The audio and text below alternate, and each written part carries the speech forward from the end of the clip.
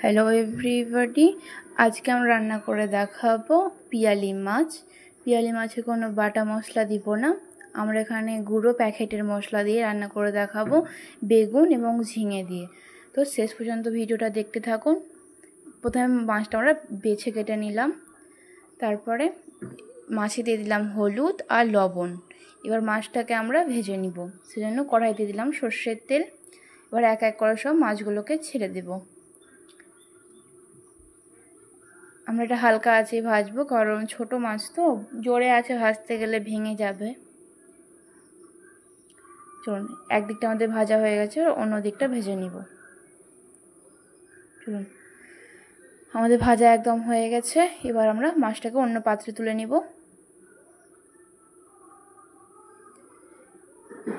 গরমে মশলা যত কম খাওয়া যায় ততই বেশি ভালো।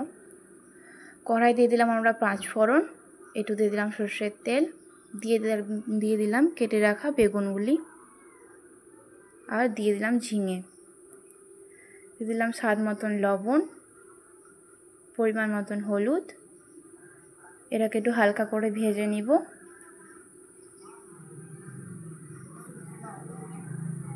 এবার দিয়ে দিলাম আমরা পেঁয়াজ কুচি। পেঁয়াজটা কিন্তু মিডিয়াম সাইজে কাটবেন।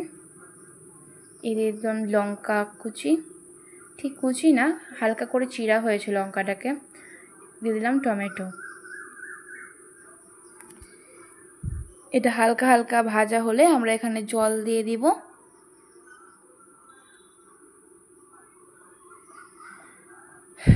ভিডিওটি ভালো লাগলে অবশ্যই লাইক, কমেন্ট, শেয়ার করতে একদম ভুলবেন না, এবং চ্যানেলটা সাবস্ক্রাইব অবশ্যই করে দেবেন। এবার দিয়ে দিলাম আমরা জল। আমরা এটা খুব একটা ঝোল করব না, হালকাই ঝোল হবে। এবার আমরা এক এক করে সব গুঁড়ো গুঁড়ো মশলাগুলো দিয়ে দেব। প্রথমে আমরা দিয়ে দিলাম জিরে গুঁড়ো, তারপর দিয়ে দিলাম একটু সবজি মশলা, একটু মিট মশলা দিলে স্বাদটা বেশ ভালো আসে। দিয়ে দিলাম হালকা করে গরম মশলা। এবারে ঝোলটা হালকা করে ফুটলে আমরা দিয়ে দেব আমাদের ভেজে রাখা মাছ। দেখুন ঝোলটা খুব ভালো করে ফুটে গেছে। এবার আমরা দিয়ে দিলাম ভেজে রাখা সেই পিয়ালি মাছ। এগুলো হালকা করে একটু সিদ্ধ হলে আমরা এবার নামিয়ে নিব ঝোলটিকে। দেখুন এগুলো ভালোভাবে সিদ্ধ হয়ে গেছে, বেগুনগুলো, ঝিঙেগুলো। এবার আমরা নামিয়ে নিলাম। দেখুন কত সুন্দর রঙটি এসেছে। বাড়িতে অবশ্যই ট্রাই করে দেখবেন রেসিপিটি, খুব সুন্দর হয়েছে। ধন্যবাদ।